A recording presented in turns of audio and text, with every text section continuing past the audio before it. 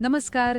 चला, आज आपण आपल्या इतिहासाच्या अभ्यासक्रमातील अगदी शेवटच्या 9व्या प्रकरणाला सुरुवात करणार आहोत. प्रकरणाचं नाव आहे वारसा व्यवस्थापन, म्हणजेच हेरिटेज मॅनेजमेंट. खरं सांगायचं तर हे प्रकरण खूपच टेक्निकल आणि महत्त्वाचं आहे. म्हणजे बघा, आपण जो काही इतिहास शिकतो तो आपल्यापर्यंत पोचण्याआधी किती जपून ठेवावा लागतो, त्यासाठी किती वेगवेगळ्या प्रकारची कौशल्य लागतात, हे सगळं आपल्याला या प्रकरणात शिकायला मिळणार आहे. आणि आज या पहिल्या भागात आपण इतिहासाच्या 3 मुख्य साधनांबद्दल बोलणार आहोत: मौखिक, लिखित आणि भौतिक. आणि फक्त त्यांच्याबद्दल नाही, तर त्यांना जपण्यासाठी, त्यांचं संवर्धन करण्यासाठी कोणकोणत्या प्रशिक्षणाची गरज असते हे सुद्धा अगदी खोलात जाऊन पाहणार आहोत. परीक्षेच्या दृष्टीने हा भाग खूप महत्त्वाचा आहे. विशेषतः संकल्पना चित्र पूर्ण करा यासारख्या प्रश्नांमध्ये यावर आधारित माहिती हमखास विचारली जाते. तर जसं मी सांगितलं, हे आपलं 9वं प्रकरण आहे आणि आपण याचा भाग 1 बघत आहोत. या पहिल्या भागात आपण या प्रकरणाची पायाभरणी करणार आहोत. इतिहासाची साधनं कोणती आहेत आणि त्यांना जपण्यासाठी, सांभाळण्यासाठी नक्की कोणतं ज्ञान आणि कोणती कौशल्य आवश्यक असतात हे आपण अगदी सविस्तरपणे समजून घेऊ. एकदा का हा पाया पक्का झाला की पुढचा भाग समजायला खूप सोपा जाईल. त्यामुळे अगदी लक्ष देऊन ऐका. चला तर, आजच्या या भागात आपण काय काय पाहणार आहोत त्याची ही एक छोटीशी रूपरेषा. सर्वात आधी आपण आपल्या वारशाचे रक्षक कोण आहेत, म्हणजे या ऐतिहासिक ठेव्याला कोण सांभाळतं ते पाहू. त्यानंतर आपण एकेका साधनाच्या व्यवस्थापनाकडे वळू, म्हणजे मौखिक साधनं, मग लिखित साधनं आणि त्यानंतर भौतिक साधनं. आणि सगळ्यात शेवटी या प्रत्येक कामासाठी लागणारं जे प्रशिक्षण आहे त्याचा एक एकत्रित आढावा घेऊ, जेणेकरून सगळं व्यवस्थित लक्षात राहील. चला तर मग आपल्या पहिल्या विभागाला सुरुवात करूया. आपल्या वारशाचे रक्षक. तुम्हाला कधी असा प्रश्न पडला आहे का की इतिहासकार ज्या जुन्या कागदपत्रांचा, वस्तूंचा अभ्यास करतात, ती त्यांच्यापर्यंत पोहोचण्याआधी कोण सांभाळत असेल, कुठे ठेवली जात असतील या सगळ्या गोष्टी? तर याच प्रश्नाचं उत्तर आपल्याला ह्या भागात मिळणार आहे. आपण त्या संस्थांबद्दल जाणून घेणार आहोत जे या इतिहासाचे खरेखुरे रक्षक आहेत. आपण जी इतिहासाची पुस्तकं वाचतो ना, ती इतिहासकारांनी केलेल्या संशोधनावर आधारित असतात. पण त्यांना हे संशोधन करण्यासाठी मूळ साधनं मिळतात तरी कुठून? तर ती मिळतात ग्रंथालये, संग्रहालये आणि अभिलेखागार म्हणजे आर्काइव्हजमधून. या संस्था आपल्या ऐतिहासिक वारशाचं जतन आणि संवर्धन करतात. त्या काय करतात तर प्रदर्शनासाठी काही निवडक वस्तू किंवा नमुने निवडतात, संशोधन पत्रिका प्रकाशित करतात. पण काही कागदपत्र इतकी जुनी आणि नाजूक असतात की त्यांना सगळ्यांसमोर प्रदर्शनात ठेवता येत नाही. मग अशा वेळी त्यांच्यावर खास रासायनिक प्रक्रिया केली जाते, जेणेकरून ते खराब होणार नाहीत. आणि मग त्यांना अभिलेखागारात म्हणजे आर्काइव्हजमध्ये अगदी सुरक्षितपणे ठेवलं जातं. आणि फक्त जे अभ्यासक आहेत, संशोधक आहेत, त्यांनाच अभ्यासासाठी ते उपलब्ध करून दिलं जातं. हे काम खूप जबाबदारीचं आणि कौशल्याचं आहे. आता आपण इतिहासाच्या साधनांच्या पहिल्या प्रकाराकडे वळूया. आणि तो प्रकार आहे मौखिक साधनं. म्हणजे अशी साधनं जी कुठे लिहिलेली नाहीत, पण पिढ्यानपिढ्या एकाकडून दुसऱ्याकडे बोलण्यातून, गाण्यातून पोचली आहेत. जसे की आपली लोकगीतं आणि लोककथा. तर ही मौखिक साधनं म्हणजे नेमकं काय? सोप्या भाषेत सांगायचं तर, ज्यांना भौतिक अस्तित्व नाही, म्हणजे तुम्ही एखाद्या लोकगीताला किंवा लोककथेला हातात धरू शकत नाही, बरोबर? या गोष्टी बोलण्यातून जिवंत राहतात. मग यांचं व्यवस्थापन कसं करायचं? तर त्यांचं जतन करण्याचा एकच मार्ग आहे, तो म्हणजे त्यांचं रेकॉर्डिंग करणं, त्यांना व्यवस्थित लिहून काढणं म्हणजेच डॉक्युमेंटेशन करणं, आणि मग त्यांचा अर्थ लावून त्यांचं विश्लेषण करणं. हे सगळं केलं तरच हा न लिहिलेला इतिहास पुढच्या पिढीपर्यंत पोहोचू शकतो. या मौखिक साधनांचं व्यवस्थापन करण्याची एक ठरलेली शास्त्रीय पद्धत आहे. या 4 महत्त्वाचे टप्पे आहेत. पहिला टप्पा आहे संकलन, म्हणजे वेगवेगळ्या ठिकाणी जाऊन या परंपरा, ही लोकगीतं गोळा करणं, ती रेकॉर्ड करणं. दुसरा टप्पा आहे वर्गीकरण आणि विश्लेषण, म्हणजे जी माहिती गोळा झाली आहे तिची व्यवस्थित मांडणी करणं आणि तिचा अभ्यास करणं. तिसरा आणि खूप महत्त्वाचा टप्पा म्हणजे अर्थ लावणं. त्या गीतांमधून, त्या कथांमधून त्या समाजाबद्दल काय समजतंय याचा संदर्भ समजून घेणं. आणि चौथा, शेवटचा टप्पा म्हणजे प्रकाशन. हे जे काही संशोधन झालंय ते प्रकाशित करणं, जेणेकरून ते ज्ञान सगळ्यांपर्यंत पोहोचेल आणि कायमचं जपलं जाईल. आता इथे खूप महत्त्वाचा मुद्दा येतो. हे काम करण्यासाठी कोणतं प्रशिक्षण लागतं? नुसतं गाणं रेकॉर्ड करून भागत नाही.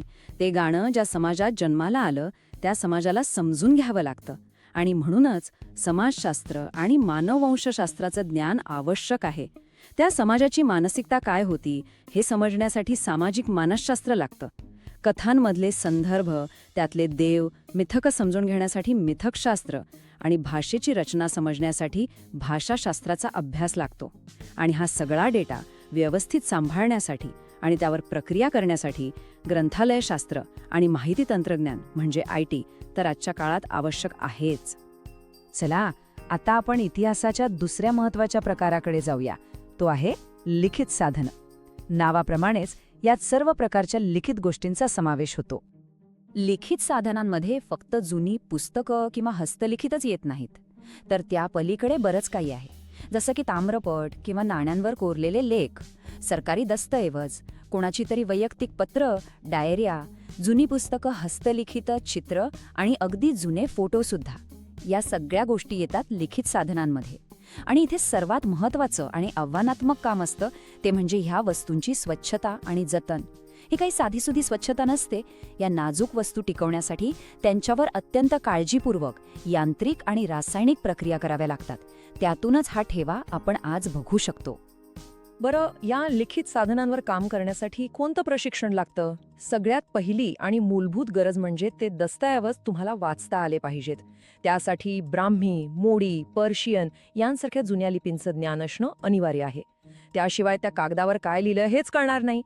दुसरं म्हणजे तो दस्तऐवज ज्या काळातला आहे त्या काळातील समाज कसा होता, त्यांच्या परंपरा काय होत्या, राज्यकारभार कसा चालायचा, या सगळ्याचं ज्ञान हवं.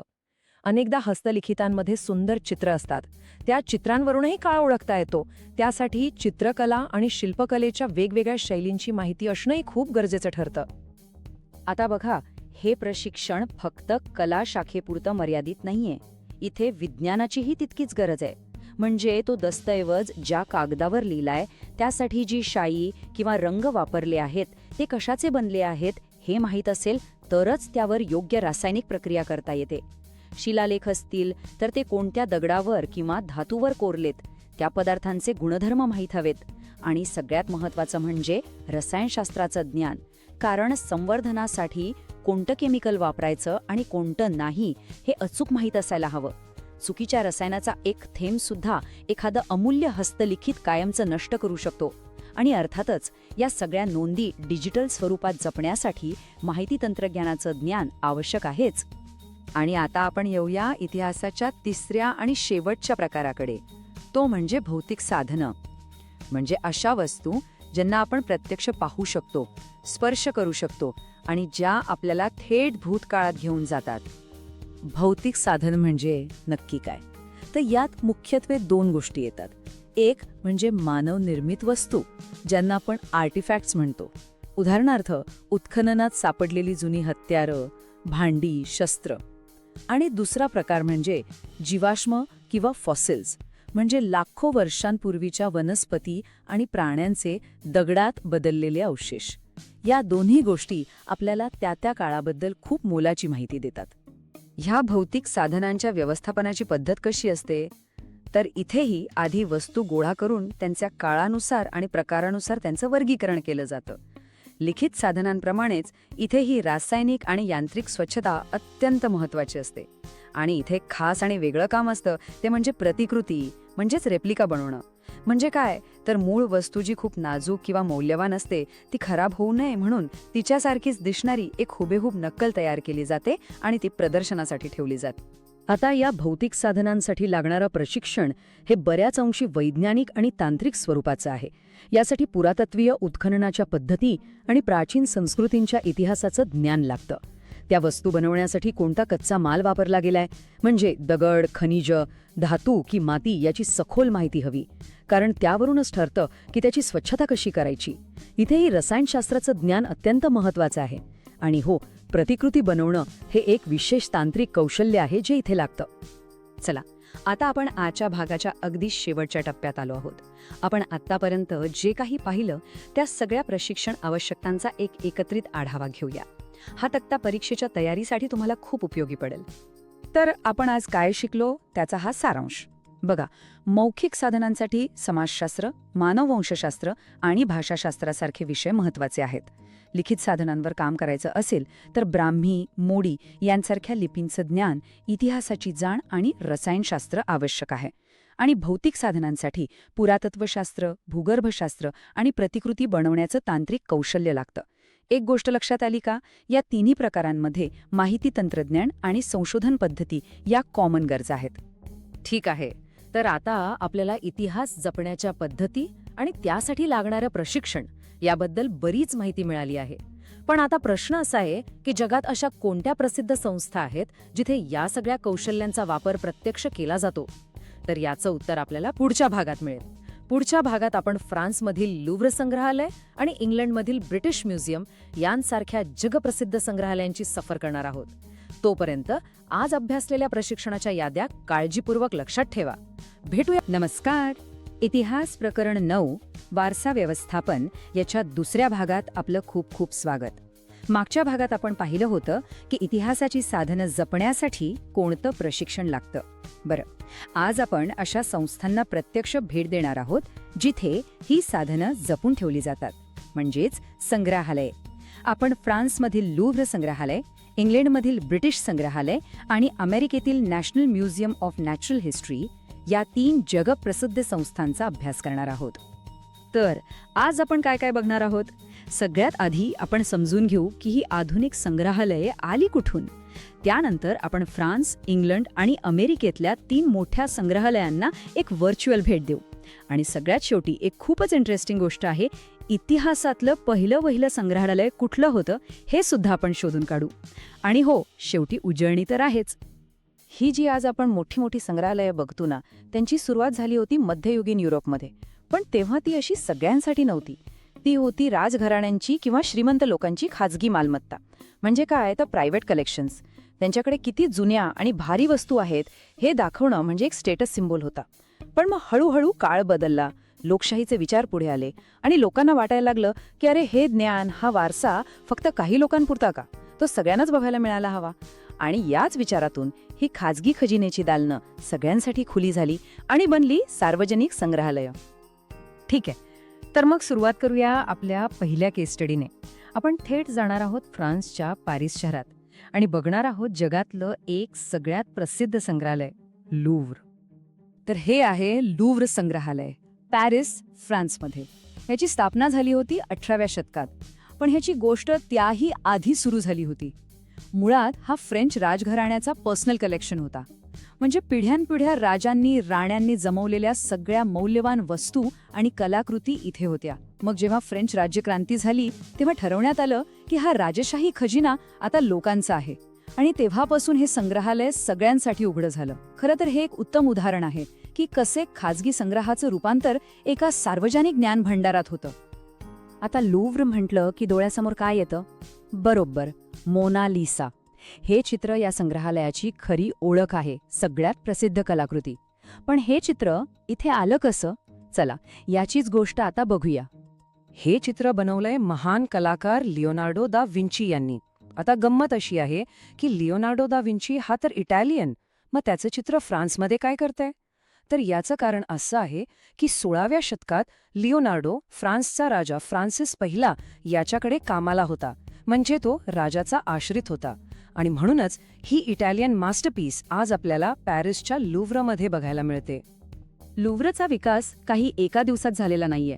याची मुळं थेट 16व्या शतकापर्यंत जातात, जेव्हा लिओनार्डो दा विंचीसारखे कलाकार आपली कला घेऊन फ्रान्समध्ये आले.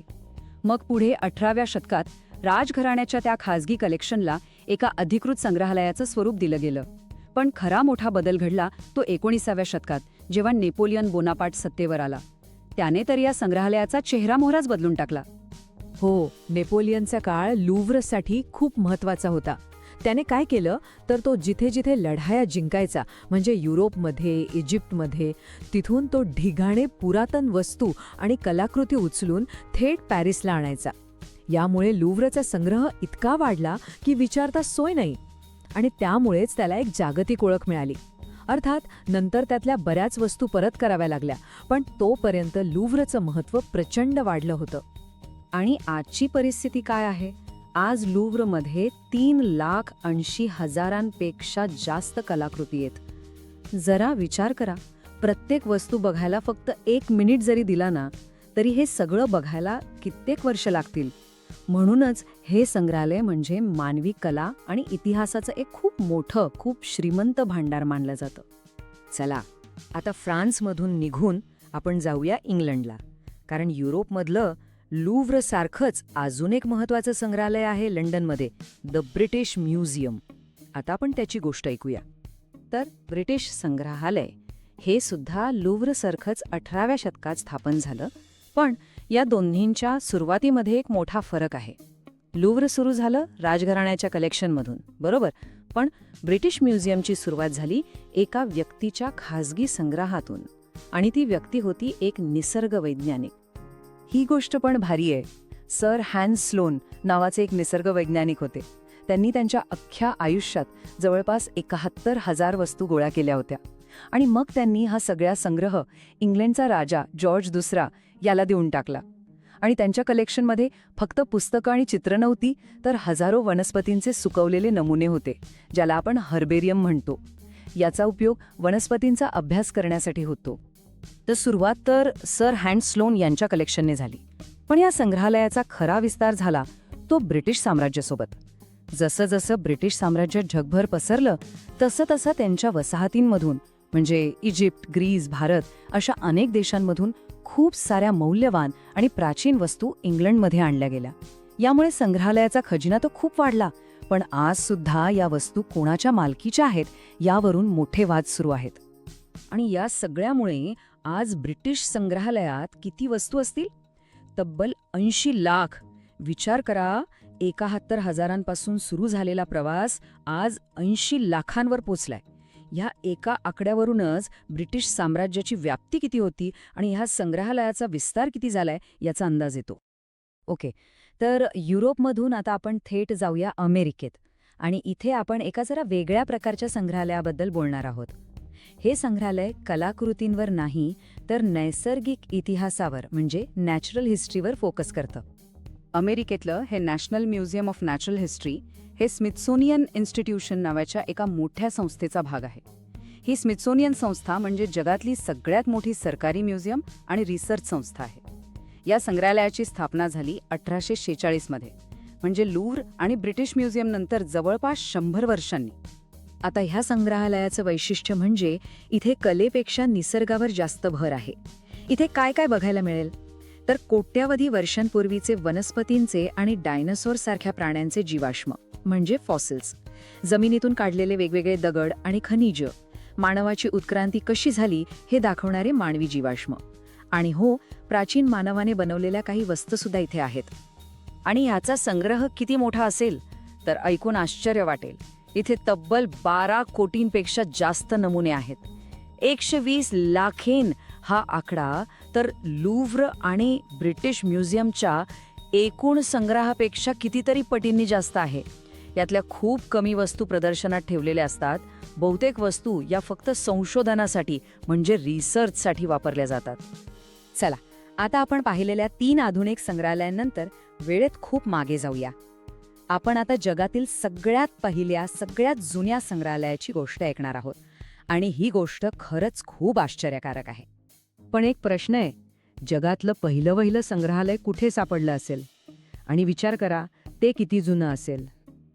तर याचं उत्तर आहे मेसोपोटेमिया, तिथल्या ऊर नावाच्या प्राचीन शहरात. आणि हे संग्रहालय होतं इसवी सन पूर्व 6व्या शतकातलं, म्हणजे आजपासून जवळपास 2600 वर्षांपूर्वीचं. ही गोष्ट खूपच इंटरेस्टिंग आहे. याचा शोध लावला होता सर लिओनार्ड वुली नावाच्या एका ब्रिटिश पुरातत्वशास्त्रज्ञाने 1922 ते 1934च्या दरम्यान. आणि सगळ्यात मोठी आश्चर्याची गोष्ट काय माहितीये? हे संग्रहालय एनिगाल्डी नावाच्या एका राजकुमारीने बनवलं होतं, आणि ती स्वतःच त्याची क्युरेटर होती, म्हणजे संग्रहपाल होती. कल्पना करा, 2600 वर्षांपूर्वी एक राजकुमारी वस्तू गोळा करून त्यांचं जतन आणि वर्गीकरण करत होती. एवढंच नाही, तर त्या उत्खननात काही चिकणमातीच्या पाट्या सापडल्या. त्यावर प्रत्येक वस्तूची माहिती लिहिलेली होती, म्हणजे जणू काही त्या काळाचे म्युझियम लेबल्सच होते ते. ठीक आहे, तर आज आपण बरीच माहिती बघितली. चला एकदा पटकन सगळे महत्वाचे मुद्दे आठवून घेऊया, म्हणजे परीक्षेच्या दृष्टीने सगळं लक्षात राहील. तर बघा, आपण आज 4 संग्रहालयांबद्दल बोललो. पहिलं फ्रान्समधलं लुव्र संग्रहालय, 18व्या शतकातलं, मोनालिसा आणि नेपोलियनमुळे प्रसिद्ध. संग्रह आहे जवळपास 3.8 लाख वस्तूंचा. दुसरं इंग्लंडमधलं ब्रिटिश संग्रहालय, हेही 18व्या शतकातलं, सर हॅन्स स्लोन यांच्या कलेक्शनमधून सुरू झालं आणि वसाहतींमधल्या वस्तूंनी वाढलं. संग्रह आहे तब्बल 80 लाख. तिसरं अमेरिकेतलं national museum of natural history, स्थापना 1846, स्मिथसोनियन संस्थेचा भाग आणि जीवाश्मांसाठी प्रसिद्ध. संग्रह आहे 12 कोटींपेक्षा जास्त. आणि सगळ्यात महत्त्वाचं, जगातलं पहिलं संग्रहालय मेसोपोटेमियामधलं, इसवी सन पूर्व 6व्या शतकातलं, जे राजकुमारी ॲनी गाल्डीने सुरू केलं होतं. तर ही होती जगातल्या काही महत्त्वाच्या संग्रहालयांची ओळख. पुढच्या भागात आपण आपल्या भारतातल्या महत्त्वाच्या संग्रहालयांबद्दल जाणून घेऊ. नमस्कार, आपण पुन्हा एकदा भेटतोय इतिहास उपयोजित इतिहास या आपल्या विषयातील प्रकरण 9 ऐतिहासिक ठेव्यांचे जतन याच्या 3ऱ्या भागामध्ये. आठवतंय, मागच्या भागात आपण जगभरातल्या काही प्रसिद्ध संग्रहालयांची सफर केली होती. पण आता वेळ आली आहे आपल्या देशाकडे, आपल्या भारताकडे वळण्याची. कधी विचार केलाय की आपल्या देशाची हजारो वर्षांची गोष्ट कोण सांगतं? ही गोष्ट दगडात, मूर्तींमध्ये आणि जुन्या पुराण्या वस्तूंमध्ये दडलेली आहे. आणि या गोष्टीचं रक्षण करणाऱ्या संस्था म्हणजेच आपली संग्रहालये. आज आपण याच राष्ट्रीय ओळखीच्या रक्षकांचा प्रवास पाहणार आहोत. कोलकात्यातल्या पहिल्या संग्रहालयापासून ते थेट स्वतंत्र भारताच्या दिल्लीतल्या राष्ट्रीय संग्रहालयापर्यंत. आणि हो, आपल्या मुंबईचं छत्रपती शिवाजी महाराज वस्तू संग्रहालय, जे परीक्षेसाठी खूप महत्त्वाचं आहे, त्याचा तर आपण एकदम सविस्तर अभ्यास करणार आहोत. चला तर मग भारताच्या या ऐतिहासिक खजिन्याचा शोध घेऊया. आजच्या आपल्या चर्चेचा मार्ग कसा असेल ते पाहूया. सगळ्यात आधी आपण भारताच्या संग्रहालय वारशाचं महत्त्व समजून घेऊ. तिथून आपण इतिहासात थोडं मागे जाऊ आणि कोलकात्यातल्या पहिल्या संग्रहालयाची गोष्ट पाहू. त्यानंतर स्वतंत्र भारताची राजधानी दिल्ली येथील राष्ट्रीय संग्रहालयाला भेट देऊ. आपला मुख्य आणि सगळ्यात महत्त्वाचा थांबा असेल मुंबईतलं छत्रपती शिवाजी महाराज वस्तू संग्रहालय, ज्याचा आपण खूप खोलवर अभ्यास करणार आहोत. आणि शेवटी या सगळ्याच्या मागे जे शास्त्र आहे, म्हणजे संग्रहालय शास्त्र, ते नक्की काय आहे हे समजून घेऊन आपण ह्या भागाचा एक छोटासा आढावा घेऊ. जेव्हा आपण संग्रहालय म्हणतो तेव्हा डोळ्यासमोर काय येतं? फक्त जुन्या वस्तू ठेवलेली एक जागा? नाही, अजिबात नाही. भारतातील संग्रहालय यापेक्षा खूप म्हणजे खूपच जास्त आहेत. ती आपल्या राष्ट्राचा इतिहास, आपली ओळख आणि आपली समृद्ध संस्कृती जपून ठेवणारी आणि ती आपल्यासमोर मांडणारी जिवंत केंद्र आहेत. ही संग्रहालय म्हणजे जणू आपल्या भूतकाळाचा आरसा आहेत आणि आपल्या भविष्यासाठी एक प्रेरणास्थान. चला तर मग भारतातल्या संग्रहालयांच्या इतिहासाचा पहिला अध्याय उघडूया. आणि याची सुरुवात होते कोलकाता शहरातून. भारतातलं पहिलं संग्रहालय कसं आणि कोणी स्थापन केलं हे आता आपण पाहणार आहोत. हे वर्ष इतिहासाच्या दृष्टीने खूप महत्त्वाचं आहे. सन 1814 याच वर्षी भारतात पहिल्या संग्रहालयाची स्थापना झाली. ही एक ऐतिहासिक घटना होती. विशेष म्हणजे ही घटना ब्रिटिश राजवटीच्या काळात घडली आणि या एका घटनेनं भारतात वारसा जतन करण्याच्या एका नवीन पर्वाची पायाभरणी केली. तर भारतातल्या पहिल्या संग्रहालयाचं नाव होतं इंडियन म्युझियम आणि ते आजही कोलकात्यामध्ये दिमाखात उभं आहे. पण प्रश्न असा आहे की याची स्थापना केली कोणी? तर ती केली एशियाटिक सोसायटी नावाच्या संस्थेने. ही संस्था भारतीय कला, संस्कृती आणि इतिहासाच्या अभ्यासासाठीच स्थापन झाली होती. आणि या कल्पनेमागे होते नथानियल वॉलेक. ते एक डॅनिश वनस्पती शास्त्रज्ञ होते. निसर्गाचे अभ्यासक असल्यामुळे त्यांना जाणवले की भारतात नैसर्गिक आणि मानवनिर्मित कितीतरी अद्भुत गोष्टी आहेत आणि या सगळ्या गोष्टी जपून ठेवण्यासाठी एका जागेची गरज आहे. ह्याच दूरदृष्टीतून त्यांनी हे संग्रहालय स्थापन केलं. आणि इतकंच नाही तर ते या संग्रहालयाचे पहिले संग्रहपाल म्हणजे क्युरेटर सुद्धा बनले. त्यांच्या या प्रयत्नामुळेच वसाहतकालीन भारतात वारसा जपण्याचा एक नवा आदर्श तयार झाला. हे संग्रहालय म्हणजे काही वस्तू आणून ठेवलेल्या आहेत असं नाहीये. त्याची रचना अतिशय विचारपूर्वक एका शास्त्रीय पद्धतीने केलेली आहे. याचा अर्थ काय? म्हणजे तिथे ज्या हजारो वस्तू आहेत त्यांना त्यांच्या प्रकारानुसार आणि विषयानुसार वेगवेगळ्या गटांमध्ये विभागलं आहे. असं केल्यामुळे काय होतं तर अभ्यास करणं आणि माहिती मिळवणं खूप सोपं जातं. आणि याच पद्धतीनुसार या संग्रहालयाला 3 मुख्य विभागांमध्ये विभागलेलं आहे. हे 3 मुख्य विभाग कोणते? तर ते आहेत कला, पुरातत्व आणि मानवशास्त्र. कला विभागात आपल्याला सुंदर चित्र, मूर्ती आणि हस्तकलेचे अप्रतिम नमुने पाहायला मिळतात. पुरातत्व विभागात गेलो की हजारो वर्षांपूर्वीच्या संस्कृतींचे अवशेष दिसतात, जसं की प्राचीन भांडी, जुनी नाणी वगैरे. आणि तिसरा, मानवशास्त्र विभाग. इथे वेगवेगळ्या मानवी समूहांची जीवनशैली कशी होती, त्यांचे कपडे, त्यांची हत्यारं आणि त्यांच्या उत्क्रांतीचा संपूर्ण प्रवास उलगडणाऱ्या वस्तूंचा संग्रह आहे. आता बघा, फक्त हे 3 मुख्य विभाग असून भागत नाही. संग्रहालय चालवण्यासाठी इतर अनेक छोटे मोठे विभागही खूप महत्त्वाची भूमिका बजावतात. जसं की जतन विभाग, जो या वस्तूंची काळजी घेतो, प्रकाशन विभाग माहिती प्रकाशित करतो, छायाचित्रण विभाग सगळ्या वस्तूंचे फोटो काढून नोंदी ठेवतो आणि प्रदर्शन विभाग आकर्षक मांडणी करतो. याशिवाय प्रतिकृती बनवणं, प्रशिक्षण देणं, ग्रंथालय आणि सुरक्षा यांसारखे विभागही आहेत. यावरून आपल्या लक्षात येतं की एवढी मोठी संस्था चालवण्यासाठी किती वेगवेगळ्या प्रकारच्या व्यावसायिक कौशल्याची गरज असते. चला, आता आपण कालखंडात थोडं पुढे जाऊया. वसाहत काळापासून थेट स्वातंत्र्यानंतरच्या काळात. भारताला स्वातंत्र्य मिळाल्यानंतर आपल्या देशाने स्वतःचा वारसा जपण्यासाठी एक नवीन आणि महत्त्वाचा प्रयत्न सुरू केला आणि त्यातूनच दिल्लीमध्ये राष्ट्रीय संग्रहालयाची निर्मिती झाली. हे वर्ष भारताच्या इतिहासात खूप महत्त्वाचं आहे. आपला देश स्वतंत्र झाल्यानंतर फक्त 2 वर्षांनी म्हणजे इसवी सन 1949 मध्ये दिल्लीत राष्ट्रीय संग्रहालयाची स्थापना झाली. हा एका स्वतंत्र राष्ट्राच्या आत्मविश्वासाचा आणि आपल्या इतिहासाबद्दलच्या अभिमानाचा एक मोठा पुरावा होता. हे राष्ट्रीय संग्रहालय नावाप्रमाणेच आपल्या देशाची राजधानी नवी दिल्ली इथे आहे. स्थापना झाली 1949 मध्ये, म्हणजे देश स्वतंत्र झाल्यावर लगेचच. यातली एक महत्त्वाची गोष्ट म्हणजे याचं प्रशासन थेट भारत सरकारच्या सांस्कृतिक मंत्रालयामार्फत चालवलं जातं. याचा अर्थ सरकारच्या दृष्टीने हे संग्रहालय आपल्या राष्ट्रीय वारशाचं एक अत्यंत महत्त्वाचं केंद्र आहे. म्हणूनच याचं महत्त्व फक्त एका इमारतीपुरतं नाही, तर ते एका स्वतंत्र राष्ट्राने आपला ऐतिहासिक वारसा जपण्यासाठी आणि तो अभिमानाने जगासमोर मांडण्यासाठी केलेल्या प्रयत्नांचं प्रतीक आहे. या 2 संग्रहालयांमधला फरक समजून घेणं खूप गरजेचं आहे. बघा, कोलकात्याचं इंडियन म्युझियम त्याची स्थापना ब्रिटिश काळात एका ब्रिटिश संस्थेने केली. याउलट दिल्लीतलं राष्ट्रीय संग्रहालय त्याची स्थापना स्वतंत्र भारताच्या सरकारने केली. म्हणजे एक संग्रहालय हे वसाहतकालीन वारसाचं प्रतीक आहे, तर दुसरं संग्रहालय हे स्वतंत्र भारताच्या राष्ट्रीय अस्मितेचं प्रतिनिधित्व करतं. आता आपण आपल्या अभ्यासाचा केंद्रबिंदू महाराष्ट्राकडे आणूया आणि त्यातही विशेषतः मुंबईतल्या छत्रपती शिवाजी महाराज वस्तू संग्रहालयावर लक्ष केंद्रित करूया. महाराष्ट्र बोर्डाच्या विद्यार्थ्यांसाठी हा एक अत्यंत महत्त्वाचा विषय आहे, त्यामुळे आपण याचा एकदम सखोल अभ्यास करणार आहोत. ठीक आहे, चला तर मग या संग्रहालयाच्या निर्मितीची गोष्ट पाहूया. ही कहाणी सुरू होते 1904 साली.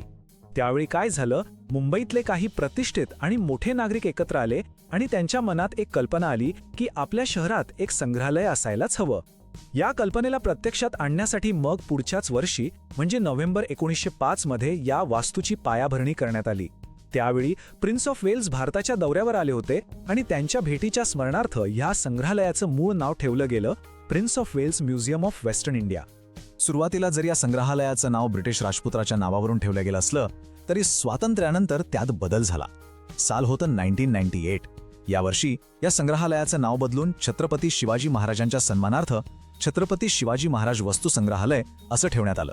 हा फक्त नावापुरता बदल नव्हता, तर तो आपल्या राष्ट्रीय अभिमानाचं एक मोठं प्रतीक होतं. संग्रहालयाच्या आत जाण्यापूर्वी आपण जरा त्याच्या बाहेरच्या भव्य इमारतीकडे पाहूया. ती ज्या शैलीत बांधली आहे तिला म्हणतात इंडो गोथिक शैली. आता हे नाव थोडं अवघड वाटेल, पण ते खूप सोपं आहे. इंडो म्हणजे भारतीय आणि गॉथिक म्हणजे व्हिक्टोरियन इंग्लंडमधली एक खास युरोपीय स्थापत्य शैली, ज्यात उंच मनोरे आणि टोकदार कमानी असतात.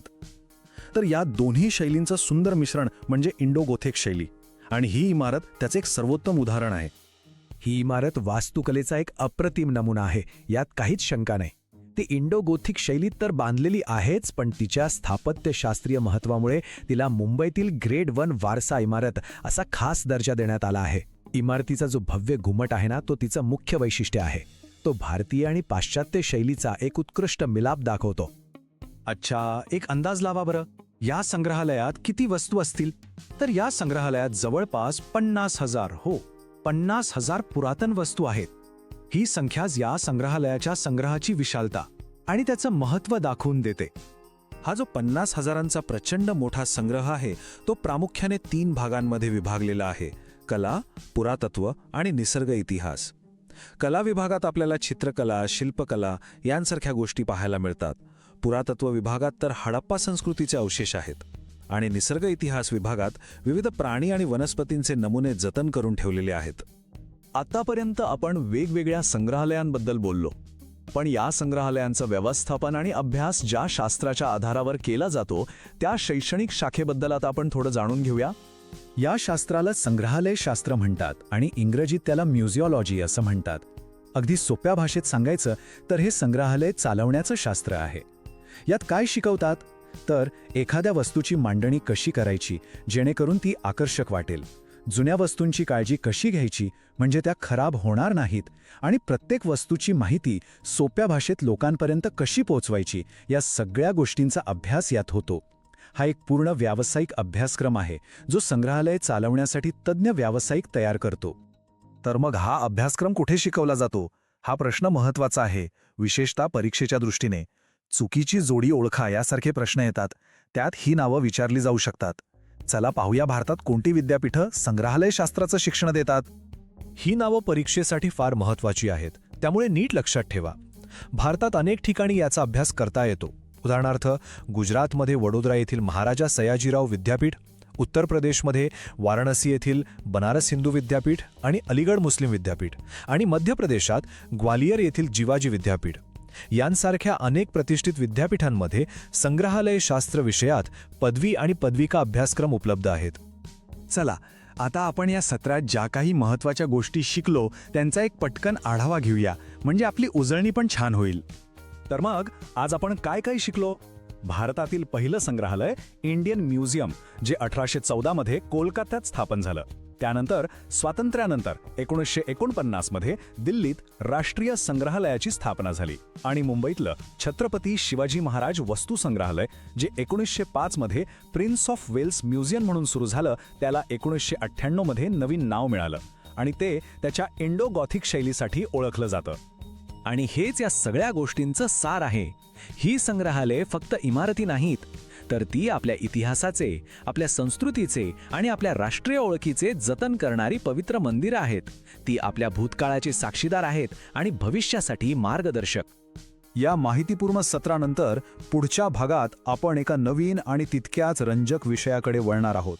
भाग 4 मध्ये आपण भारतातील प्रसिद्ध ग्रंथालये आणि अभिलेखागार यांचा अभ्यास करू. आज चर्चा झालेल्या संग्रहालयांची स्थापना वर्षे आणि संस्थापकांची नावं नक्की लक्षात ठेवा. भेटूया पुढे. नमस्कार. आपण इयत्ता 10वीच्या इतिहासाच्या पाठ्यपुस्तकातील 9व्या प्रकरणाचा म्हणजेच वारसा व्यवस्थापन याचा अभ्यास करत आहोत आणि आज आपण त्याच्या 4थ्या भागाकडे वळणार आहोत.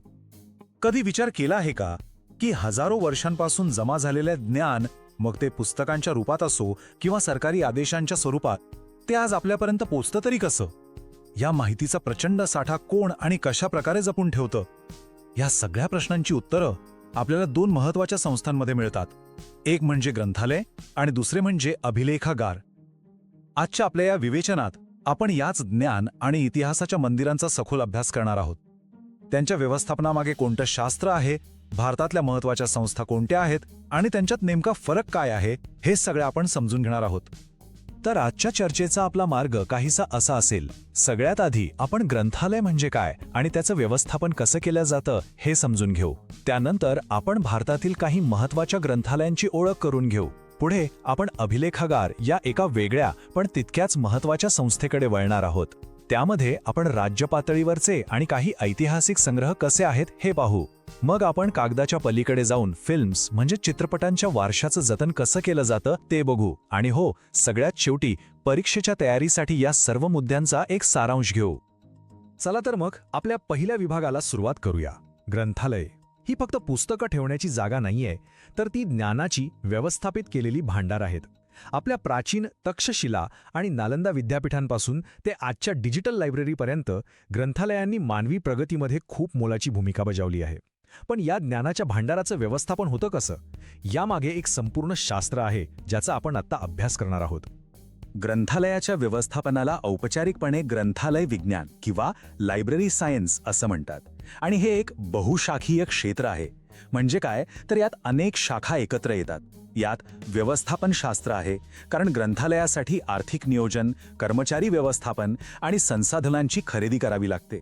यात माहिती तंत्रज्ञान आहे, कारण पुस्तकांची संगणकीय नोंदणी करणं, डिजिटल रिसोर्सेस उपलब्ध करणं आणि वाचकांना माहिती सहज शोधता यावी यासाठी टेक्नॉलॉजीचा वापर होतो. आणि शिक्षणशास्त्राचा संबंध येतो, कारण ग्रंथालयाचा मुख्य उद्देशच समाजातील वाचकांच्या आणि अभ्यासकांच्या शैक्षणिक गरजा पूर्ण करणं हा असतो. या तिन्ही शाखा एकत्र येऊन ग्रंथालय विज्ञान तयार होतं. ग्रंथालय विज्ञानाची जी कामं आहेत ती मुख्यत्वे 4 टप्प्यांमध्ये विभागलेली आहेत. पहिला टप्पा आहे ग्रंथसंग्रह, म्हणजे वाचकांची गरज काय आहे हे ओळखून योग्य पुस्तकं, नियतकालिकं आणि इतर साहित्य निवडणं आणि विकत घेणं. दुसरा टप्पा आहे पद्धतशीर मांडणी. आता जी पुस्तकं गोळा केली आहेत त्यांचं विषयवार वर्गीकरण करून त्यांची एक विशिष्ट पद्धतीने मांडणी केली जाते. यामुळे वाचकाला हवं असलेलं पुस्तक अगदी सहज सापडतं. तिसरा टप्पा आहे जतन आणि संवर्धन. जुनी दुर्मिळ पुस्तकं खराब होऊ नयेत म्हणून त्यांची काळजी घेणं, त्यांना धूळ, कीड आणि दमटपणापासून वाचवणं हे खूप महत्त्वाचं काम आहे. आणि चौथा, सर्वात महत्त्वाचा टप्पा म्हणजे माहितीचं वितरण. आता या 4 कार्यांपैकी माहितीचं वितरण हे सगळ्यात महत्त्वाचं कार्य मानलं जातं. याचं कारण असं आहे की कितीही मोठा आणि चांगला ग्रंथसंग्रह असला पण तो जर वेळेवर वाचकांपर्यंत पोचला नाही तर त्याचा काहीच उपयोग नाही. विचार करा, एखाद्या विद्यार्थ्याला परीक्षेच्या आदल्या दिवशी एका विशिष्ट पुस्तकाची गरज असेल तर ते पुस्तक त्याला त्याच क्षणी उपलब्ध करून देणं हेच ग्रंथालयाच्या यशाचं खरं मोजमाप आहे. आजकाल डिजिटल युगामध्ये संगणकीय प्रणालीमुळे हे काम खूप सोपं आणि कार्यक्षम झालं आहे. बरं, ग्रंथालय विज्ञानाची ही जी तत्त्वं आहेत ती प्रत्यक्षात कशी वापरली जातात हे पाहण्यासाठी चला आता भारतातील काही प्रसिद्ध आणि ऐतिहासिक ग्रंथालयांची एक सफर करूया. ही ग्रंथालय केवळ ज्ञानाची केंद्र नाहीत, तर आपल्या देशाचा बौद्धिक वारसा आहेत. परीक्षेच्या दृष्टीने ही नावं आणि त्यांची ठिकाणं लक्षात ठेवणं फार महत्त्वाचं आहे. कोलकात्याचं राष्ट्रीय ग्रंथालय जे भारतातलं सर्वात मोठं ग्रंथालय आहे, दिल्लीतलं नेहरू मेमोरियल म्युझियम आणि लायब्ररी हे विशेषतः आधुनिक भारताच्या इतिहासाच्या अभ्यासासाठी महत्त्वाचं आहे. हैदराबादमधलं राज्य मध्यवर्ती ग्रंथालय हे त्या भागातलं एक प्रमुख सार्वजनिक ग्रंथालय आहे. आणि आपल्या मुंबईत असलेली एशियाटिक सोसायटी लायब्ररी आणि डेव्हिड ससून लायब्ररी ही दोन्ही त्यांच्या ऐतिहासिक इमारती आणि दुर्मिळ ग्रंथसंग्रहांसाठी ओळखली जातात. आतापर्यंत आपण ग्रंथालयांबद्दल बोललो, जिथे प्रकाशित झालेली पुस्तकं आणि ज्ञान आपल्याला मिळतं. पण इतिहासाचे जे मूळ साक्षीदार आहेत, म्हणजे सरकारी दस्तऐवज, मूळ पत्रव्यवहार, जुने नकाशे, तहनामे, यांचं काय? ते कुठे जपले जातात? या प्रश्नाचं उत्तर आहे अभिलेखागार, म्हणजेच आर्काइव्ह्ज. चला आता या वेगळ्या प्रकारच्या ज्ञानभांडाराबद्दल जाणून घेऊया. अभिलेखागार म्हणजे अशी जागा जिथे ऐतिहासिक दस्तऐवज त्यांच्या मूळ स्वरूपात, म्हणजे कोणताही बदल न करता जसेच्या तसे जतन केले जातात. हे दस्तऐवज इतिहासाचे प्राथमिक आणि सगळ्यात विश्वासार्ह स्रोत मानले जातात. उदाहरणार्थ, शिवाजी महाराजांनी काढलेलं एखादं फरमान असेल किंवा भारत स्वतंत्र झाल्यावर झालेला पहिला अधिकृत करार असेल, यांसारख्या गोष्टी अभिलेखागारात मिळतात. या कागदपत्रांचं जतन करणं हेच त्यांचं मुख्य काम असतं. ग्रंथालय आणि अभिलेखागार यांच्यातला फरक समजून घेणं खूप महत्त्वाचं आहे. सोप्या भाषेत सांगायचं झालं तर ग्रंथालयात आपल्याला इतिहासकारांनी लिहिलेली पुस्तकं मिळतील, पण अभिलेखागारात आपल्याला ते मूळ पुरावे मिळतील ज्यांच्या आधारावर इतिहासकारांनी ती पुस्तकं लिहिली आहेत. ग्रंथालयाचा भर माहिती लोकांपर्यंत पोहोचवण्यावर असतो, तर अभिलेखागाराचा भर मूळ कागदपत्रांच्या जतनावर असतो. ग्रंथालयात एका पुस्तकाच्या अनेक प्रती असू शकतात, पण अभिलेखागारातला प्रत्येक दस्तावेज हा एकमेव आणि अद्वितीय असतो. आपल्या भारतात राष्ट्रीय स्तरावर दस्तऐवज जपण्याचं काम भारतीय राष्ट्रीय अभिलेखागार करतं. हे अभिलेखागार नवी दिल्ली इथे आहे. त्याची स्थापना खरं तर 1891 मध्ये इम्पिरियल रेकॉर्ड डिपार्टमेंट म्हणून कोलकात्यात झाली होती, जे नंतर दिल्लीला हलवण्यात आलं. देशाचा संपूर्ण अधिकृत दस्तऐवज इथे सुरक्षित ठेवलेला आहे. आणि एक अत्यंत महत्त्वाची गोष्ट म्हणजे नवी दिल्लीत असलेलं भारतीय राष्ट्रीय अभिलेखागार हे केवळ भारतातलंच नाही, तर संपूर्ण आशिया खंडातलं सर्वात मोठं अभिलेखागार आहे. यावरून आपल्याला त्याच्या संग्रहाच्या विशालतेची आणि त्याच्या महत्त्वाचा अंदाज येतो. वस्तुनिष्ठ प्रश्नांसाठी हे वाक्य लक्षात ठेवणं खूप आवश्यक आहे. आता जसं राष्ट्रीय स्तरावर आहे तसंच प्रत्येक राज्याचं स्वतःचं एक स्वतंत्र अभिलेखागार असतं, जे त्या राज्याच्या इतिहासाचे दस्तऐवज जपतं. याशिवाय काही ऐतिहासिक ग्रंथालये आहेत जी पूर्वीच्या राजांनी आणि राजघराण्यांनी सुरू केली होती. चला आता आपण अशाच काही प्रादेशिक आणि शाही संग्रहांबद्दल अधिक जाणून घेऊया. प्रत्येक राज्याचं स्वतःचं अभिलेखागार असतं. आपल्या महाराष्ट्र राज्याच्या अभिलेखागाराच्या मुख्य शाखा मुंबई, पुणे, कोल्हापूर, औरंगाबाद आणि नागपूर या शहरांमध्ये आहेत. या वेगवेगळ्या शाखांमुळे होतं काय की महाराष्ट्राच्या वेगवेगळ्या भागांतील प्रादेशिक इतिहासाचे दस्तऐवज जतन करणं सोपं होतं आणि ते तिथल्या स्थानिक संशोधकांना उपलब्धही होतात. या 5 शाखांपैकी पुणे इथली जी अभिलेखागार शाखा आहे तिला एक विशेष महत्त्व आहे, कारण इथे मराठा साम्राज्याच्या इतिहासाशी संबंधित विशेषतः पेशव्यांच्या काळातला प्रचंड दस्तऐवज जतन केलेला आहे. मराठ्यांच्या इतिहासाचा अभ्यास करणाऱ्या कोणत्याही संशोधकासाठी हे ठिकाण म्हणजे एक खजिनाच आहे. या पुणे शाखेत मराठ्यांच्या इतिहासाशी संबंधित किती कागदपत्र आहेत याचा अंदाज आहे? तब्बल 5 कोटी. हो, 5 कोटी कागदपत्र आहेत. या प्रचंड संग्रहाला एकत्रितपणे पेशवे दफ्तर असं म्हटलं जातं. यातून आपल्याला तत्कालीन सामाजिक, राजकीय आणि आर्थिक जीवनाची अगदी सविस्तर माहिती मिळते. पेशवे दफ्तरामधील बहुतेक कागदपत्र ही मोडी लिपीत लिहिलेली आहेत. आता मोडी लिपी म्हणजे काय, तर ही देवनागरी लिपीचंच एक जलद लेखनासाठी वापरलं जाणारं वळणदार स्वरूप होतं. मराठा साम्राज्याच्या काळात प्रशासकीय कामकाजांसाठी ही लिपी मोठ्या प्रमाणावर वापरली जायची. त्यामुळे या दस्तऐवजांचा अभ्यास करण्यासाठी मोडी लिपीचं ज्ञान असणं खूप आवश्यक ठरतं. अभिलेखागारांप्रमाणेच काही ऐतिहासिक ग्रंथालयांना सुद्धा राजघराण्यांचा आश्रय लाभला होता. याचं एक सर्वोत्तम उदाहरण म्हणजे तंजावर, तामिळनाडू इथलं सरस्वती महाल ग्रंथालय. हे ग्रंथालय नायक राजांच्या काळात सुरू झालं असलं तरी त्याचा खरा विकास मराठा शासकांनी केला. या ग्रंथालयाचा इतिहास पाहिला तर लक्षात येतं की याची निर्मिती 16व्या-17व्या शतकात नायक राजांनी केली. पुढे इसवी सन 1675 मध्ये छत्रपती शिवाजी महाराजांचे बंधू व्यंकोजीराजे भोसले यांनी तंजाऊर जिंकून तिथे मराठा सत्तेची स्थापना केली. त्यांनी आणि त्यांच्या वंशजांनी या ग्रंथालयाचा विस्तार केला. पण विशेषतः सरफोजीराजे भोसले यांनी या ग्रंथालयात खूप मोठी भर घातली. त्यांनी स्वतःच्या हस्तलिखितांसोबतच देश-विदेशातून अनेक दुर्मिळ ग्रंथ आणि चित्र जमा केली. त्यांच्या या अमूल्य योगदानामुळेच या ग्रंथालयाला आज त्यांचं नाव दिलं गेलं आहे. आत्तापर्यंत आपण कागदावरच्या ज्ञानाच्या आणि इतिहासाच्या जतनाबद्दल बोललो, पण 20व्या शतकात माहिती आणि मनोरंजनाचं एक नवीन आणि खूप प्रभावी माध्यम उदयास आलं. ते म्हणजे चित्रपट. चित्रपट हे फक्त मनोरंजन नसतं, तर ते त्या काळातल्या समाजाचं प्रतिबिंब असतात. या चित्रपटरूपी वारशाचं जतन करण्यासाठी सुद्धा एका विशेष संस्थेची गरज होती. चला त्या संस्थेबद्दल जाणून घेऊया. भारताचा हा चित्रपट वारसा जतन करण्याच्या उद्देशाने भारत सरकारच्या माहिती आणि प्रसारण मंत्रालयाने इसवी सन 1964 मध्ये पुणे येथे भारतीय राष्ट्रीय फिल्म संग्रहालय म्हणजेच national film archive of India किंवा NFI ची स्थापना केली. जुन्या चित्रपटांच्या ज्या फिल्म रील्स असतात त्या नाशवंत असतात आणि त्यांची योग्य काळजी घेतली नाही तर त्या कायमच्या नष्ट होऊ शकतात. हाच अनमोल ठेवा जपण्यासाठी NFI ची स्थापना करण्यात आली. NFIचं कार्य 3 मुख्य उद्दिष्टांवर आधारित आहे. पहिलं, भविष्यात दुर्मिळ किंवा महत्त्वाचे ठरू शकतील असे भारतीय चित्रपट शोधून ते मिळवणं. दुसरं, मिळवलेल्या चित्रपटांच्या मूळ प्रती अत्यंत काळजीपूर्वक वातानुकूलित कक्षांमध्ये जतन करणं, जेणेकरून त्या भविष्यातल्या पिढ्यांना पाहण्यासाठी उपलब्ध राहतील. आणि तिसरं, चित्रपटांवर संशोधन करायला प्रोत्साहन देणं, त्यांचं वर्गीकरण करणं, माहिती प्रकाशित करणं आणि देशभरात फिल्म संस्कृती म्हणजेच चित्रपटांचा रसिकतेने आणि अभ्यासू वृत्तीने आस्वाद घेण्याची सवय वाढवणं. तर आज आपण ग्रंथालय आणि अभिलेखागार या 2 महत्त्वाच्या वारसा व्यवस्थापन संस्थांचा सविस्तर अभ्यास केला. चला परीक्षेच्या दृष्टीने यातल्या सगळ्यात महत्त्वाच्या मुद्द्यांची एका तक्त्याच्या स्वरूपात पटकन उजळणी करूया, जेणेकरून ही माहिती आपल्या कायम लक्षात राहील. हा तक्ता नीट लक्षात ठेवा. राष्ट्रीय ग्रंथालय आहे कोलकात्यात, तर राष्ट्रीय अभिलेखागार आहे दिल्लीत, जे आशियातलं सर्वात मोठं आहे. महाराष्ट्राच्या संदर्भात पुणे इथल्या अभिलेखागार पेशवे दफ्तरासाठी महत्त्वाचं आहे आणि इथेच भारतीय राष्ट्रीय फिल्म संग्रहालय सुद्धा आहे. आणि दक्षिणेकडे तंजावर इथल्या सरस्वती महाल ग्रंथालयाचा विकास सरफोजीराजे भोसले यांनी केला. या जोड्या परीक्षेसाठी अत्यंत महत्त्वाच्या आहेत. आजचं विवेचन संपवण्यापूर्वी एका विचारासोबत थांबूया. बघा, अभिलेखागार आपल्याला सांगतात की अधिकृतपणे काय घडलं, कायदे, करार आणि सरकारी निर्णय. तर चित्रपट आपल्याला सांगतात की त्या काळातल्या लोकांना काय वाटत होतं, त्यांची स्वप्न काय होती, त्यांच्या चिंता काय होत्या. जेव्हा आपण या दोन्ही स्रोतांचा म्हणजे अधिकृत नोंदी आणि सांस्कृतिक कल्पना यांचा एकत्र अभ्यास करतो, तेव्हाच आपल्याला इतिहासाचं एक परिपूर्ण आणि सखोल चित्र मिळू शकतं. यावर नक्की विचार करा. नमस्कार.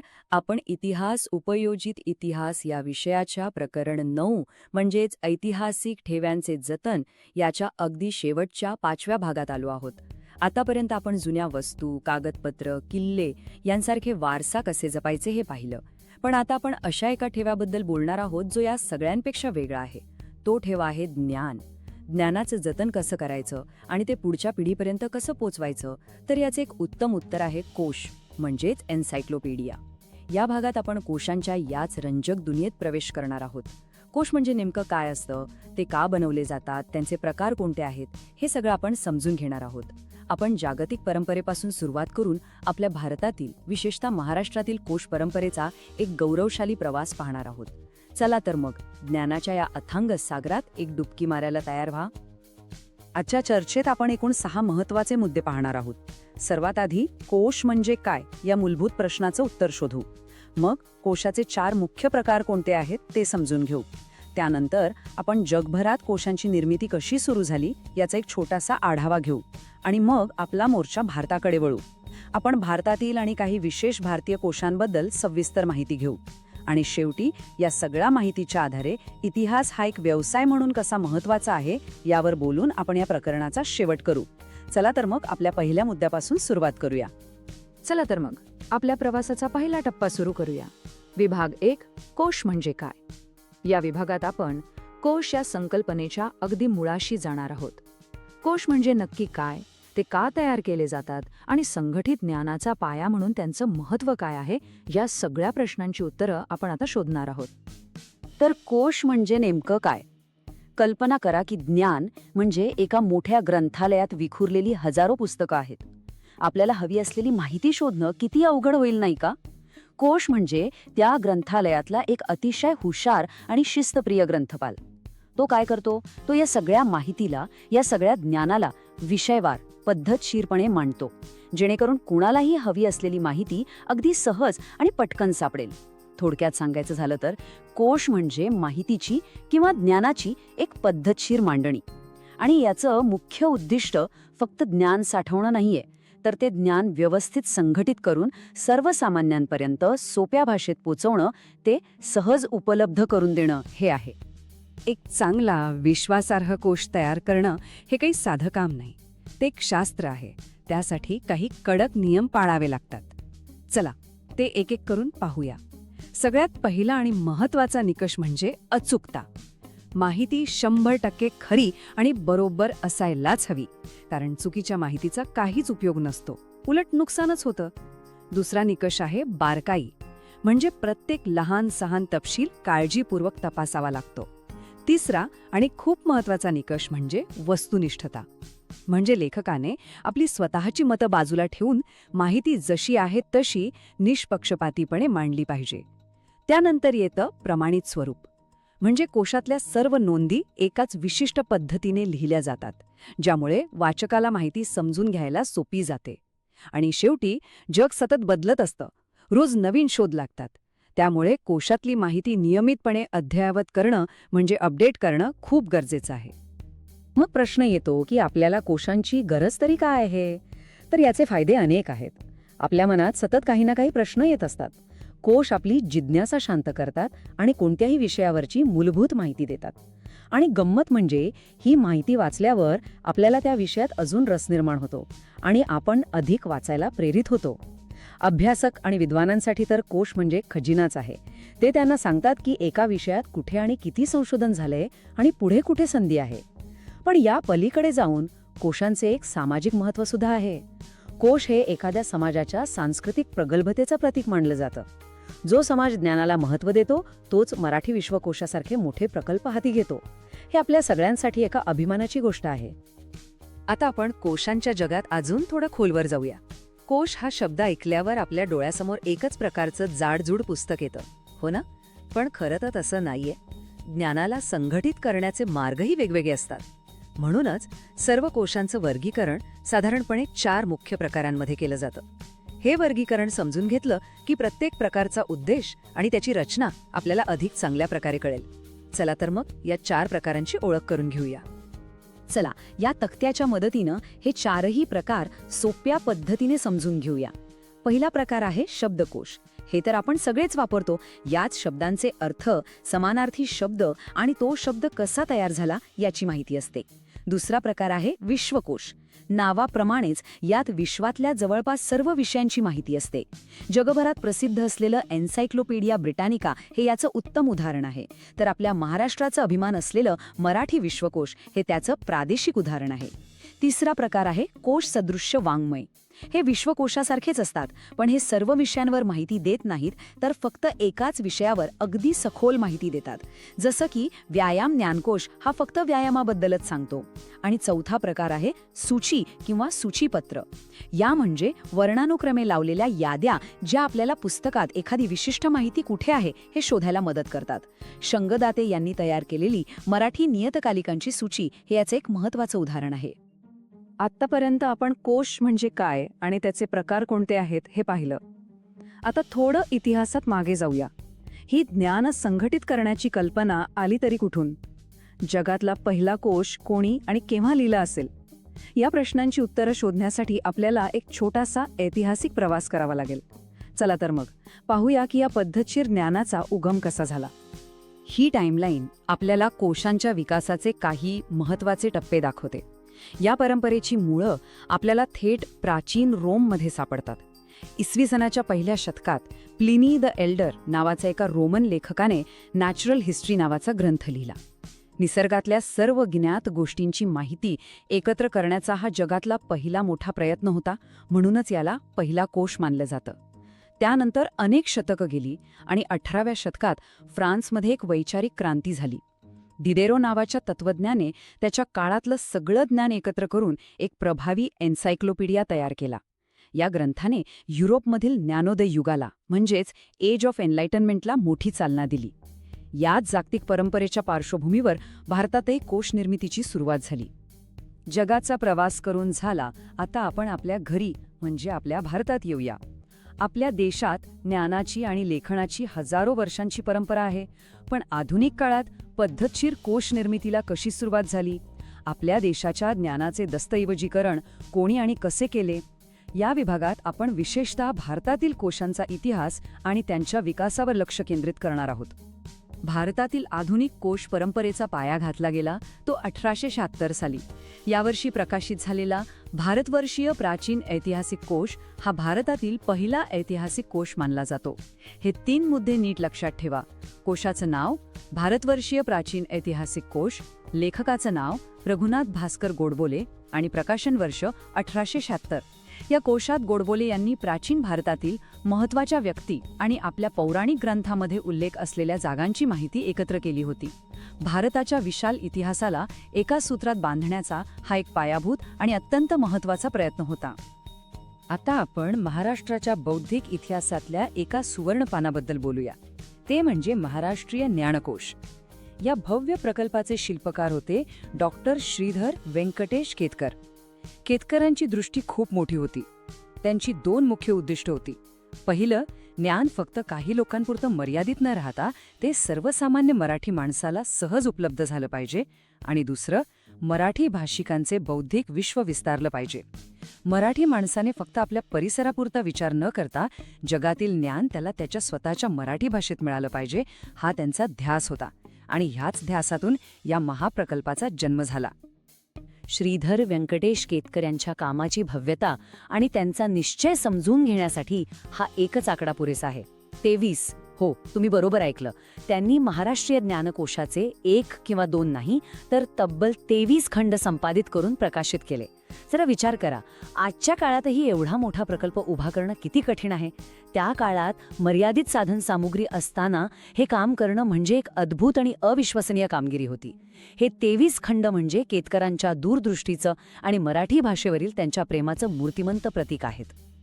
आपण आतापर्यंत सर्वसमावेशक कोशांबद्दल बोललो, पण काही विषय असे असतात की ज्यांना खास लक्ष द्यावं लागतं, ज्यांच्यावर स्वतंत्रपणे काम करण्याची गरज असते. या विभागात आपण भारतातील अशाच काही विशेष कोशांबद्दल जाणून घेणार आहोत, जे भूगोल आणि संस्कृती यांसारख्या विशिष्ट विषयांवर लक्ष केंद्रित करतात आणि आपल्या इतिहासाला एक नवीन दृष्टिकोन देतात. स्थलकोश या शब्दाचा अर्थ त्याच्या नावातच दडलेला आहे. स्थल म्हणजे ठिकाण आणि कोश म्हणजे माहितीचा संग्रह. म्हणजेच स्थलकोश म्हणजे ऐतिहासिक ठिकाणांबद्दल सविस्तर माहिती देणारे कोश. एक गोष्ट लक्षात घ्या, कोणताही ऐतिहासिक प्रसंग हा कधीच हवेत हरत नाही. तो एका विशिष्ट जागी, एका विशिष्ट भौगोलिक परिस्थितीत घडतो. त्यामुळे इतिहास नीट समजून घ्यायचा असेल तर तिथला भूगोल समजून घेणं खूप आवश्यक आहे. स्थलकोश हेच महत्त्वाचं काम करतात. ते इतिहास आणि भूगोल यांना जोडणारा एक महत्त्वाचा दुवा आहेत. चला आता 2 अत्यंत महत्त्वाच्या स्थलकोशांची तुलना करूया, जे वेगवेगळ्या काळातले आहेत. डावीकडे आहे स्थानपोथी. हा ग्रंथ 14व्या शतकात महानुभाव पंथाचे मुनी व्यास यांनी रचला. यात महानुभाव पंथाचे संस्थापक श्री चक्रधर स्वामी यांनी महाराष्ट्रात ज्या ज्या गावांना भेट दिली त्या सगळ्या ठिकाणांचं वर्णन आहे. यातून आपल्याला त्या काळातल्या महाराष्ट्राची भौगोलिक आणि सामाजिक माहिती मिळते. आता उजवीकडे बघा, प्राचीन भारतीय स्थलकोश. हा आधुनिक काळात म्हणजे 1969 मध्ये सिद्धेश्वर शास्त्री चित्राव यांनी तयार केला. याची व्याप्ती खूप मोठी आहे. यात फक्त महाराष्ट्र नाही तर संपूर्ण भारतातल्या प्राचीन ठिकाणांची नोंद आहे. आणि विशेष म्हणजे यात वैदिक, जैन, बौद्ध आणि अगदी प्राचीन ग्रीक साहित्यात उल्लेख असलेल्या भारतीय ठिकाणांचाही समावेश आहे. स्थलकोशांव्यतिरिक्त इतरही अनेक महत्त्वाचे कोश आहेत. उदाहरणार्थ महाराष्ट्र राज्य साहित्य संस्कृती मंडळाने तयार केलेला विश्वकोश. त्यानंतर महादेव शास्त्री जोशी यांनी संपादित केलेला 10 खंडांचा भारतीय संस्कृती कोश, जो आपल्या संस्कृतीची ओळख करून देतो. याशिवाय असतात संज्ञाकोश. इतिहास वाचताना आपल्याला वसाहतवाद, जागतिकीकरण असे अनेक कठीण शब्द येतात. हे कोश अशा शब्दांचा आणि संकल्पनांचा नेमका अर्थ सोपा करून सांगतात. आता एक महत्त्वाचा मुद्दा, हे सर्व प्रकारचे कोश तयार करण्यासाठी कोणाची गरज लागते? तर इतिहास तज्ज्ञांची. आणि यावरूनच हे स्पष्ट होतं की इतिहासाच्या अभ्यासात रोजगाराच्या अनेक संधी दडलेल्या आहेत. आणि आता आपण पोहोचलो आहोत आपल्या अभ्यासक्रमाच्या शेवटच्या आणि अत्यंत महत्त्वाच्या विभागाकडे. हा विभाग म्हणजे आपण आत्तापर्यंत जे काही शिकलो त्याचा सार आहे. आपण हे पाहणार आहोत की कोश निर्मितीसारखी कामं इतिहासाला एका व्यावसायिक क्षेत्रात कशी बदलतात आणि इतिहासाचा अभ्यास भविष्यात करिअरचे मार्ग कसे उघडू शकतो. आपण आत्तापर्यंत ज्या ज्या कोशांबद्दल बोललो, मग तो भारतवर्षीय प्राचीन ऐतिहासिक कोश असो, महाराष्ट्रीयन ज्ञानकोश असो किंवा भारतीय संस्कृती कोश, हे सगळे प्रचंड मोठे प्रकल्प कोणी उभे केले? हे काम केले व्यावसायिक इतिहासकारांनी. यावरून एक गोष्ट अगदी स्पष्ट होते की इतिहास हा केवळ शाळा कॉलेजात शिकवण्याचा किंवा भूतकाळातल्या गोष्टी वाचण्याचा विषय नाही, तर ते एक पूर्णवेळ आणि व्यवहार्य असं करिअर क्षेत्र आहे. कोश तयार करणं, संशोधन करणं, लेखन करणं ही सगळी मोठी आणि महत्त्वाची कामं आहेत, ज्यासाठी कुशल इतिहासकारांची नेहमीच गरज असते. आणि यासोबतच आपलं प्रकरण 9 आणि उपयोजित इतिहास हा संपूर्ण अभ्यासक्रम येथे पूर्ण होत आहे. आपण एका मोठ्या प्रवासाला सुरुवात केली होती, आठवतंय? आपण इतिहास लेखनाच्या सिद्धांतांपासून सुरुवात केली. मग आपण कला आणि प्रसारमाध्यमांमध्ये इतिहासाचा उपयोग कसा होतो ते पाहिलं. त्यानंतर आपण क्रीडा आणि पर्यटनाच्या जगात डोकावून आलो. आणि शेवटी आपण वस्तुसंग्रहालय, अभिलेखागार आणि आजच्या भागात कोश यांच्या माध्यमातून आपला वारसा कसा जपला जातो हे शिकलो. या संपूर्ण प्रवासातून एक गोष्ट नक्कीच स्पष्ट झाली असेल की इतिहास फक्त भूतकाळाबद्दल नाही, तर तो वर्तमान समजून घेण्यासाठी आणि भविष्यासाठी एक महत्त्वाचं साधन आहे. आणि हो, एक उत्तम करिअरचा मार्ग सुद्धा आहे. परीक्षेच्या तयारीसाठी आपण अभ्यासलेले सर्व महत्त्वाचे लेखक, कोशांची नावं आणि सालं यांची उजळणी नक्की करा. चला, हा अभ्यासक्रम एका विचार करायला लावणाऱ्या प्रश्नाने संपूया. आज आपण डिजिटल युगात जगतो. गुगल, विकिपीडियामुळे कोणतीही माहिती आपल्याला एका क्लिकवर मिळते. अशा काळात जिथे माहितीचा अक्षरशः महापूर आला आहे, तिथे कोशांची जुनी तत्व म्हणजे अचूकता, वस्तुनिष्ठता आणि बारकाई अजूनही महत्त्वाची आहेत का? ही तत्व आपल्याला खऱ्या आणि खोट्या माहितीतला फरक ओळखायला आणि ज्ञानाच्या या महासागरात योग्य मार्ग शोधायला कशी मदत करू शकतात, यावर नक्की विचार करा. हा संपूर्ण अभ्यासक्रम लक्षपूर्वक ऐकल्याबद्दल खूप खूप धन्यवाद आणि तुमच्या परीक्षेसाठी खूप खूप शुभेच्छा.